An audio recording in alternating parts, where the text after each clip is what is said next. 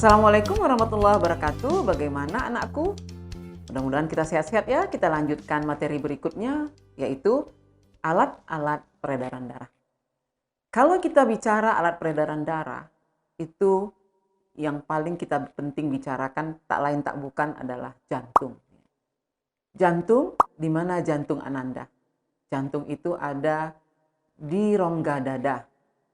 Jadi kalau kita mau tensi ya, mana yang berdenyut, nadinya itu berasal dari aliran darah dari dan ke jantung. Jantung dibedakan atas 4 ruangan. Ada 2 serambi atau kita sebut dengan namanya atrium, kanan dan kiri. Kemudian ada 2 bilik, kita sebut namanya ventricle, kanan dan kiri. Selanjutnya, fungsi jantung itu adalah menjaga agar aliran darah tetap searah. Jantung mempunyai klep. Pertama ada klep yang berdaun 3. Itu terdapat di antara serambi kanan dan kiri, serambi kanan dan bilik kanan. Kemudian klep yang berdaun 2 terdapat di antara serambi kiri dan bilik kiri. Dan klep yang berbentuk bulan sabit itu terdiri atau terdapat pada pangkal nadi besar. Lihat pada monitor Ananda. Nah, kita lihat berikutnya, ini gambar jantung secara keseluruhan. Nah, kita lihat, itu ada bagian-bagiannya. Jadi Ananda bisa lihat mana-mana saja yang serambi kanan dan kiri, kemudian mana-mana saja yang bilik kanan dan kiri. Kemudian ada vena cava, ada perikardium, ada miokardium, dan ada endokardium. Itu semua merupakan bagian-bagian dari jantung. Kita lanjutkan. Bagaimana jantung bekerja? Lihat Ananda yang ada di monitor. Pertama, dinding jantung berelaksasi. Maka atrium jantung akan mengembang sehingga darah dari tubuh dan paru-paru masuk ke atrium. Selanjutnya, dinding atrium akan memacu darah melalui katup yang terdapat di antara atrium dan bilik, sehingga darah masuk ke bilik. Dan berikutnya, dinding ventrikel akan berkontraksi. Maka darah dengan tekanan tinggi akan masuk ke arteri, kemudian darah menuju ke paru-paru dan seluruh tubuh. Oke, Ananda. Tekanan darah. Tekanan darah ini adalah hasil dari gerakan jantung kita yang memompa darah. Tekanan ini tinggi dikatakan pada pembuluh arteri ketika ventrikel berkontraksi, tekanan darah turun di arteri ketika ventrikel berelaksasi. Denyut jantung adalah 70 kali per menit. Jadi 1 menit itu denyutnya atau detaknya 70 kali. Apa yang membedakan kecepatan denyut jantung pada manusia? Di antaranya adalah usia, berat badan, jenis kelamin, kesehatan, dan aktivitas. Tekanan darah, kita akan lihat ada diastol dan ada sistol. Di mana kalau diastol tak lain tak bukan adalah jantung mengembang, darah mengalir masuk ke jantung. Artinya jantung berelaksasi. Kalau dia sistol, jantung mengempis, darah dipompa keluar jantung.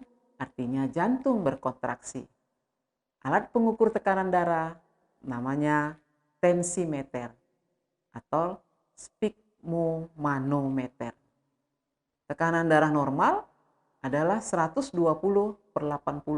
mm Hg, air raksa. Jadi kalau 120-nya lebih tinggi, 140, berarti itu tekanan darah tinggi.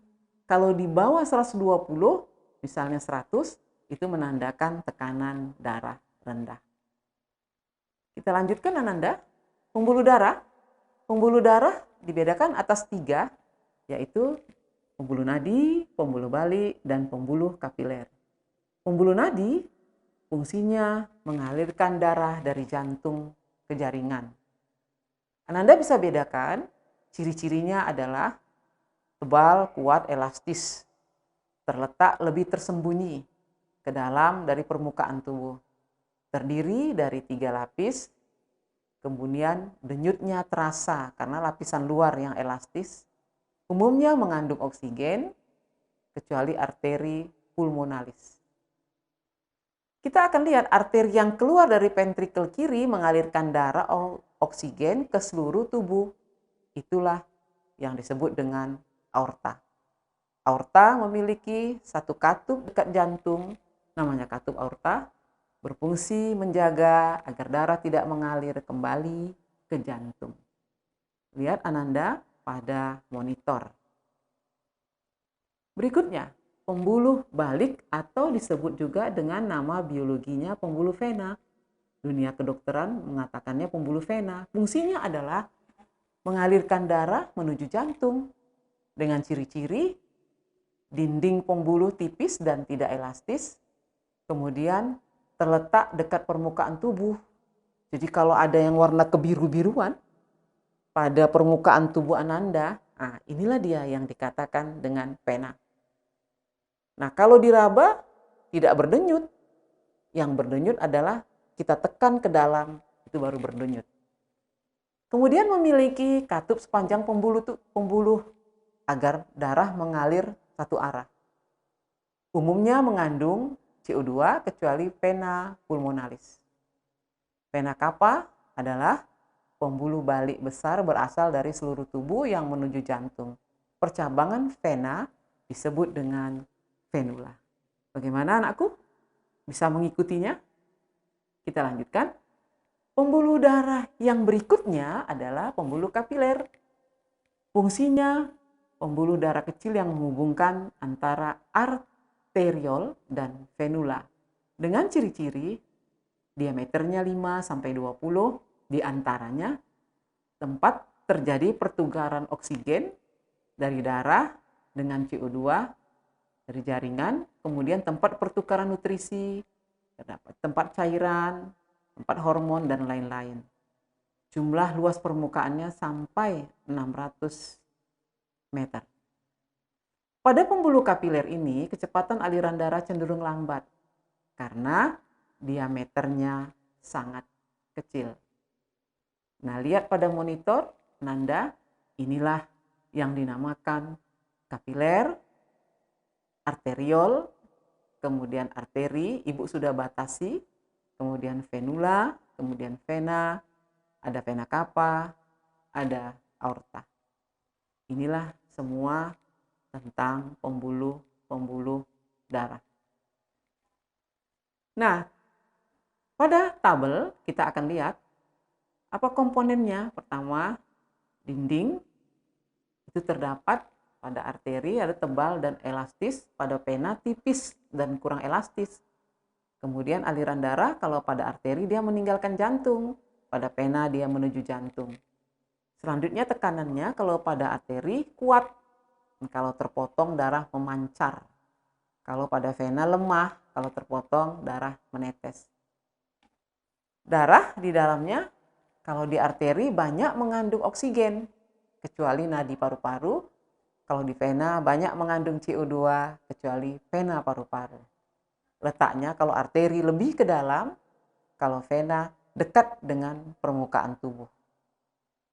Klepnya kalau di arteri hanya satu pada pangkal, kalau vena banyak terdapat di sepanjang vena. Nah, kita akan lihat sistem peredaran darah. Anda akan lihat pada monitor, ada paru-paru, ya, ada jaringan tubuh. Bagaimana kita akan lihat darah yang terdeoksigenasi dipompa dari jantung ke paru-paru melalui arteri, ya. Kemudian akan kembali ke jantung melalui vena cava. Selanjutnya darah yang mengandung oksigen akan kembali ke jantung melalui vena pulmonari, dan darah yang mengandung oksigen akan dipompa dengan tekanan tinggi dari jantung ke seluruh tubuh melalui aorta. Jadi, lihat bagus-bagus Ananda bahwa masing-masing vena mempunyai fungsi. Tidak ada mempunyai fungsi yang sama. Ini sistem peredaran darah pada jaringan tubuh. Kita akan lihat peredaran darah pulmonalis. peredaran darah pulmonalis adalah peredaran darah pulmonalis terjadi saat darah yang telah digunakan oleh jaringan dikembalikan ke jantung dan diangkut ke paru-paru untuk pertukaran gas. Pertukaran antara oksigen menjadi CO2. Dengan dilalui oleh arteri kanan paru-paru, arteri kiri paru-paru, kemudian ada vena pulmonalis. Lihat pada monitor, gambarnya ada yang berwarna lebih pekat. Nah, kita lihat peredaran darah pulmonalis ini terdiri dari paru-paru, vena pulmonalis, kemudian atrium kiri, sirkulasi pulmonalis, ventrikel kanan, dan arteri pulmonalis balik ke paru-paru. Ini sirkulasinya atau siklus daripada peredaran darah pulmonalis. Berikutnya peredaran darah sistemik. Nah, kita lihat peredaran darah sistemik ini adalah jaringan dari pembuluh darah yang membawa darah mengandung oksigen untuk mengambil nutrisi penting dari seluruh pencernaan yang akan dikirim seluruh tubuh. Apa saja vena yang dilaluinya adalah memiliki konsentrasi karbon dioksida yang lebih tinggi, kemudian dipompa oleh jantung ke paru-paru.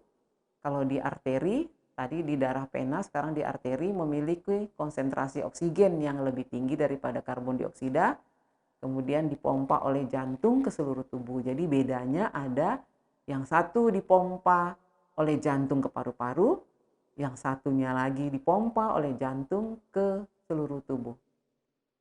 Kita lihat Ananda pada layar monitor.